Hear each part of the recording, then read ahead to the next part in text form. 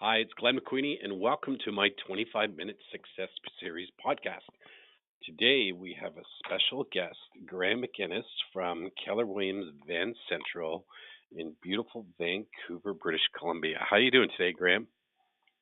Glenn, I'm doing really well. How are you?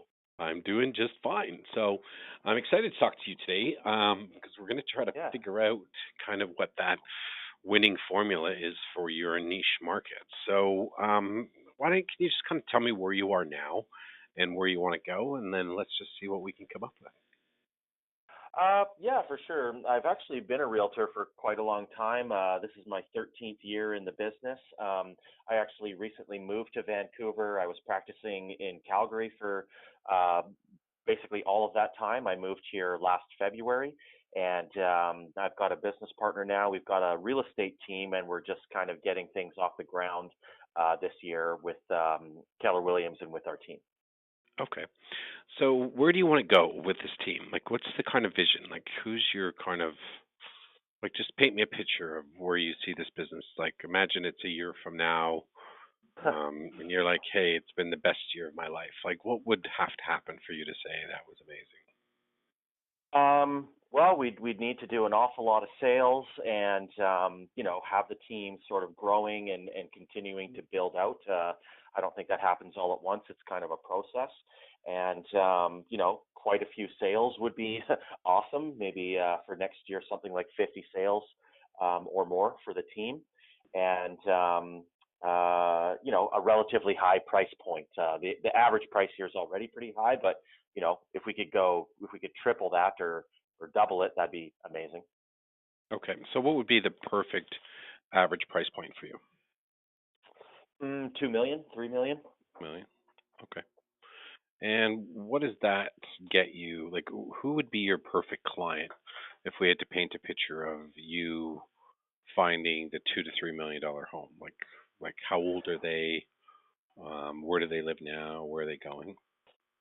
I mean, those kind of clients are spread out over a geographic area. So, I've never been one to geographically farm. I have tried to demographically farm before, Hmm. um, but I think that I've always had the most success with people that were most like me. So, Right. roughly my age. Maybe they have family or they don't, but they're professionals. They're successful. They probably are looking for their trophy home at this point. So they've got the condo, they went to the townhouse, they got the single family house. Now they're moving to something pretty spectacular that they're going to be in for probably a while. Um, that would probably be a good description. Yeah. Okay. And so how old are you now? Like how just paint me the picture of that demographic. Are they like mid 40s I'm or 50s? Yeah, I'm 40. I'm 41. So some uh, you know couples, families that are in that general age range. Maybe they have kids, maybe they don't. That's not super important to me personally. I don't have kids right now, but working on it. And Sure. yeah, and professionals. I tend to like people that I'm a high D, and I tend to like people that are kind of decision makers and not too, how could I say this?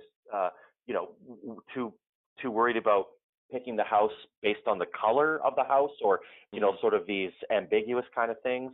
I like to kind of I like to do deals. I like business. I'm not emotional really about my sales process. Okay. So where are they now? Like if and it's interesting you said about you've never really geographic farmed. It's been more of a demographic, and I think farm's a bit of a misnomer for a lot of people, right? Because it's not usually. I mean, it is geographic if you choose it to be, but most of your farms are going to be demographic, or it'll be your hockey team, your baseball team, the book club. There's Yeah, lots of different ways that you can kind of build a business and call yeah, that a farm. So where right. is your perfect customer sitting right now? So they already bought their condo, then they moved to a townhouse, and now they're in a single family home. And how much is that single family home right now? Let's say 2.5 million. Okay. And okay, and then they're going to be moving. They're not just going to move over to 2 or 3 million. They're probably going to move up, right? That's what I'm hoping. Okay. So what is the real trophy home price then in your area? Like what's the minimum where uh, people think that's luxury? wow, geez. I mean, I'm gonna say probably starting at 5. Okay. Yeah. Good. Okay. So they're sitting in their $2.5 million home, so they're doing pretty well. They're professionals. They either have kids or they don't have kids. I mean, there's actually sub niche markets because there will be one when you have kids and there's one when you don't, right? Right. Right. When you do, a lot of it's still going to be focused around the good schools and a great high school, and I mean, it's just the most important thing to parents Yeah. is having the right school and social connections for their kids. Yeah. Um, so, which one do you want to work on, without kids or with kids? Because they're actually two separate niches. Hmm. Um. That's kind of a tough question. I off the top of my head, I'm going to say with, mainly just because I think there's probably more of them. Okay. Okay. So, what area right now, of Vancouver, are they sitting in right now? And then, what neighborhood are they going to be moving to? Well, they might be somewhere in East Van where the home that they're in right now is gone up substantially if you follow the Vancouver market in the last say 3 or 5 years, and they might not necessarily qualify for the home that they're going to buy next, but like a lot of people in Vancouver, but because they have that massive equity gain, they could still do the buy and the sell to get into that next level home.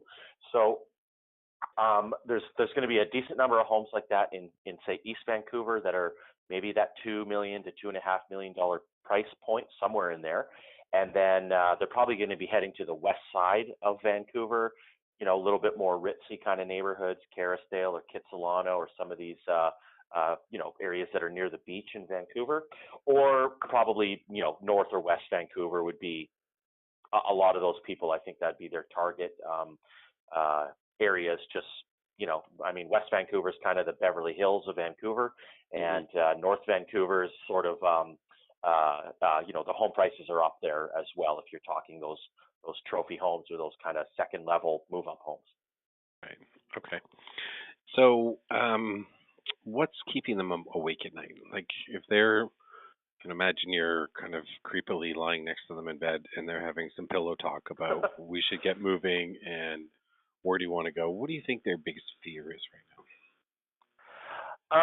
It's funny you ask that because I just talked to a potential client, and he let me know that his biggest fear was that next level bigger mortgage, and also how do they coordinate selling their current home and then finding that next home that's really going to be perfect, before their sell, so that they don't end up having to settle on the home that they buy. And Right. that's probably what's keeping them awake at night is how do they transition from the home they're in to the next home, in terms of lining up all the dates, making sure that they can afford it, and uh, uh, you know, not having to settle for a home after they sell theirs. They really want to find the home first and then sell their home. But whether or Right. not they can do that, we'd have to find that out. Right. So, it's a great point, and I'll tell you, every single person will have those same kind of fears in that market Yeah, because the problem nowadays is not, you know, if you look at 20 or 30 years ago when the average house maybe took 6 months or 3 months to sell, it used to be that you would list your property first because there was always tons of options available for you. Then you'd have yeah, it on the market for a couple of months, and then eventually you would sell it. And based on what you actually got from that, that would determine, where you're going to go and what you're going to move up to. But the game changed about 10 years ago, where because we've got this kind of I'd call puzzling or surprising lack of inventory right now, where either the population's increased and they just haven't kept up with the housing stock, and especially in Vancouver, with all the rules and everything. But also yeah, people are living a lot longer now, right? Like, they just don't move. Like they're not moving on the same schedule. It's yeah, like, yeah, at 65, 67, men would die. You know what I mean? Like, well, they're yeah, living longer and people are living longer and a lot of them are just staying in their house. So, we have this kind of like real shrinking inventory. So the problem is that your marketplace gets a bottleneck where it's like, well, yeah, Graham, I do want to move. I just don't know where to go to, or I haven't found a house to move to. So if we Yeah. know that's what the facts are, then what we have to do is instead of going after their listing, we have to think one step ahead and go after their purchase. Because I know that when you get their purchase, you're by default will always get their listing. Does that make sense? As long as Right. you don't screw it Yeah. up. Right. Yeah. Yeah. So then the bait that we have to start offering them is like, could you provide them with a list of the top 10 best homes between 3.5 million and 6 million in North Vancouver, in Kerrisdale, in Kitsilano, in other parts of West Vancouver, out by UBC or whatever. Like, there is like, Yeah. we have to start almost building a marketing model that's going to make them kind of like the bait to attract these type of people. Is that you're positioning yourself as the expert in the market on the $3 to $6 million home, Okay. Sure. right? So you could almost create a Facebook page called Vancouver's $3 to $6 million properties, you know, and all you did was you started picking your crush of the week, your favorite home of the week, the one that you just loved, and then you start pushing that out or through Instagram, because a lot of your market's over on Instagram now, not as much on Facebook, where you Yeah. start actually just profiling the best homes in those areas. Because Okay. who's going to be interested in the best homes in those areas? The buyers that or the sellers that we're looking for. That's right. So Yeah. if we can narrow it in such a way that the only people who put up their hands are the people who are actually looking what you have to offer, then you get to win the market that way. So you could start doing like a weekend tour of 3 to 6 million homes, $3 to $6 million homes in Kerrisdale or in Kitsilano, and just start offering it as a bit of a tour or a daily tour of those homes. So here's what we're going to do. It's Saturday at 2 o'clock. We're going to meet on this street at this coffee shop, and you make it as if it's this tour that a lot of people are going to go on. I mean, you only have one couple, or you could have two or three Yeah. couples. But what if you Right. just said, "Hey, listen, this is what our tour is. It's Saturday afternoons between 3 and 5, or whatever you want to do at Sundays. Who knows when you choose the time when you think most people are going to come, and Yeah. then you actually start doing the tour of those type of properties. But before you actually get to the tour, you actually have to become the expert of those properties. Right. And the way you become the expert is you go onto your MLS system and you print off everything that's sold in the last year or two, in those areas, and then you get in your car and you drive by so that you become that expert. Like, you have to do the product knowledge research Right. so that you're going to get more confident when you're talking to them, right? Because Okay. they might be like, "Hey, well, I can only spend 4 million, but I want this, this, this, and this," and you're like, "Okay, well, you can't get Kerrisdale anymore. You're going to have to be in North Vancouver." But you won't know that until you have the product knowledge that's sitting behind you. Does that make sense? Yeah. Totally. Yeah. And then what happens is when you do the daily tour of homes, you actually put three or four on the list that you're going to show them. But more importantly, you drive them by the last 5 or 10 sales in that neighborhood. And you're just like, "Oh, that one on 31st Street, it sold for this. That one sold." And they start going, "Wow, Graham really knows this market." Like, what they don't know is you just drove by it the day before and figured it all out, right? Right. Right. But the confidence you get that they're going to give you is, at that level, when they're selling, when they're professionals, they just expect a professional level of service. Yeah. They expect that you know what you're talking about, right? I'm sure, when you were dealing with professionals in Calgary, the moment you start winging it is the moment you start losing your professionals. Gotcha. Yeah. So I would start with you understanding. Step one would be you understand the market first. You just got to get it. And then every single house that comes on the market, you got to go and see it. And then you could even walk through.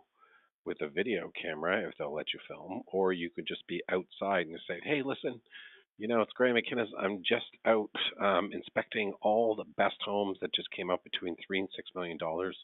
I'm going to have my best of list coming out on Thursday, so stay tuned. I'll kick it out to everybody. I'm going to go and look at 20, and I'm going to pick my top five. So there we go. Great talking to you. Have a good day. Bye." Like almost like a Yeah. live broadcast, right? Yeah. Yeah. And then what you're going to start doing is you're going to start building a tribe of only people who want to consume what you're giving them. I mean, that's the internet is just all sub niche markets, right? If you like Yeah. watching other players play Fortnite, like it's because you like Fortnite, you know. Right. You know, so that's I all we're haven't tried doing. it yet. I'll stay away from it probably. Yeah, that's right. But the whole thing is like you just have to build a model where people actually you just self-proclaim yourself the expert, and then you just do free content and really good curated content that they just kind of get addicted to it. Like they just want to go and see it. Okay. Okay. Yeah. So that's one option. The second option I'm going to give you is if you were to do something like this. Could you get into the law firms, the accounting firms, the professional firms, and start doing pizza lunch and learns and talking about, the 10 secrets to buying your first trophy home in Vancouver? Like, could you start almost like you have to get in front of them in order for them, to see you as the expert. So, we had one of my agents in Toronto here just a couple weeks ago.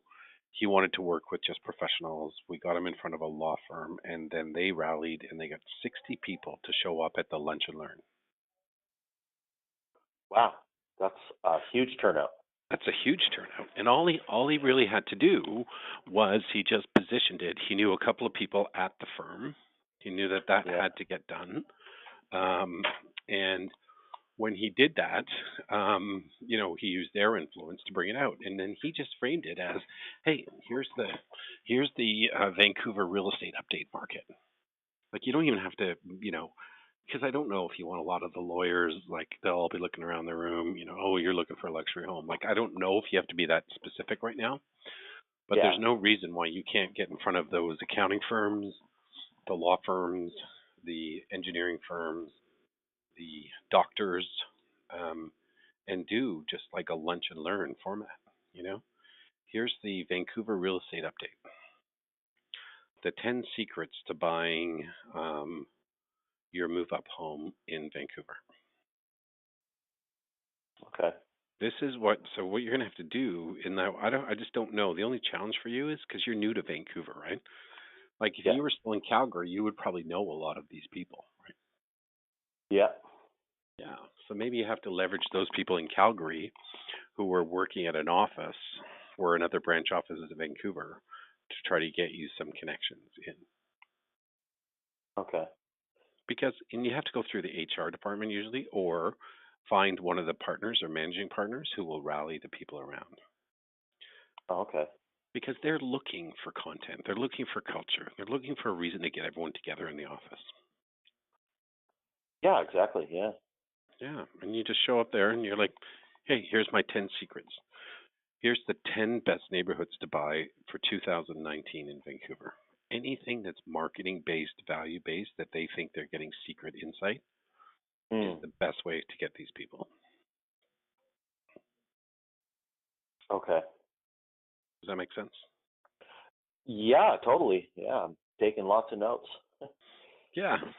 Well, and then the third approach I would do is every time you meet somebody now who looks like they might own a $2 million or $2.5 million home in Vancouver, Uh huh. and you're out socially or you meet them and they go, "How's the market?"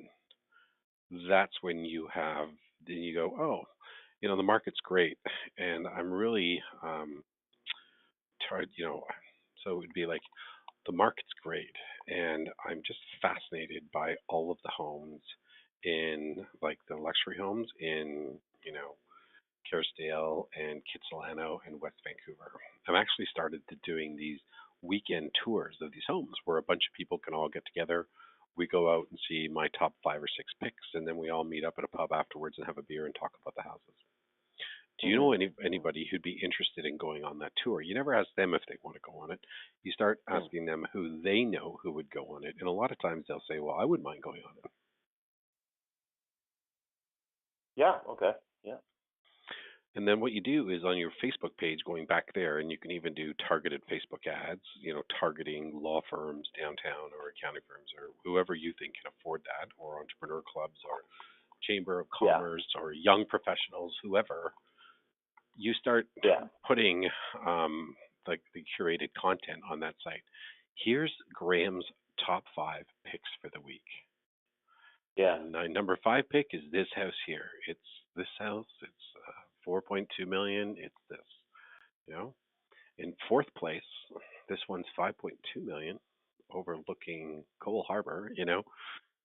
Like you just, Yeah. you can actually rank it, and then at the end, just say, hey, this weekend I'm going to be showing these homes. So if you'd like to come on the no hassle, no obligation tour, just private message me below and I'll get in touch with you. So we're just Yeah. using the bait in order to attract the fish. Right. Okay. Cool. Make sense? It's kind of like the complete opposite of what everyone else is doing, because what everyone else is doing is spending a lot of money targeting direct mail pieces to everyone sitting in that $2 and $2.5 million house, just listed, just sold, free CMA, free market evaluation. Yeah. And that's because someone told them that's the right thing to do. But I'm telling you, no one becomes a seller until they become a buyer first. Yeah, You know, exactly. I mean, everybody, no one thinks, I want to sell my house, and then they go to Google and type who's the best real estate agent. They think I want to move, so they go to Google and type in homes for sale in wherever they want to move. that's right. Yeah. That's right. And there's a difference between a buyer and a buyer, right? Buyer is like, hey, I'm thinking about buying. A buyer has to buy. Or a Right. seller is, I'm thinking about selling. Someone pays me the right price, but a seller has to go. So the more that you can use like where they're going in order to get them, then you will by default, as long as you don't botch it, you'll get the backup. And then let's look at the money on the table.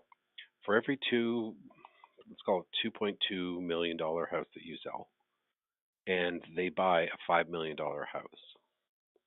Hmm. I'm gonna guess, I'm just doing the rough math. You're about 90 to 100,000 in commission probably on that. Uh, yep, maybe so. Here the buyer's agent commission is probably only about 1%, a little over 1%. Okay, so you're gonna get Yeah. 50,000 there, and Yeah. on the sell side, you're gonna get one and a half It, almost. yeah, I mean it's quite a bit more on the sell side. It's a Yeah, little different here than other provinces. yeah, no, I know. It's like Yeah, 7% on the first 100, and then 3% or whatever on the balance. So let's yeah, just yeah. say, sorry, I cut you off there. Go ahead. No, I agreed with that. Yeah, Okay, so let's say it's 70 to 85,000 every time you just find one client. So how many of these clients in the next 12 months would you have to find in order to have the best year ever? yeah. Not too many. Right. What if it was 5 or 2 or 10? It doesn't matter. It's like you start Hmm. breaking it down. It's like, okay, I need less than one person a month.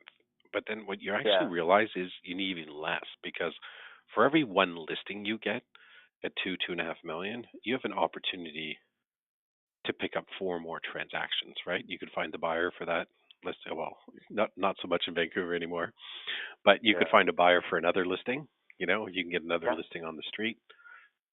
You can get another listing in the neighborhood.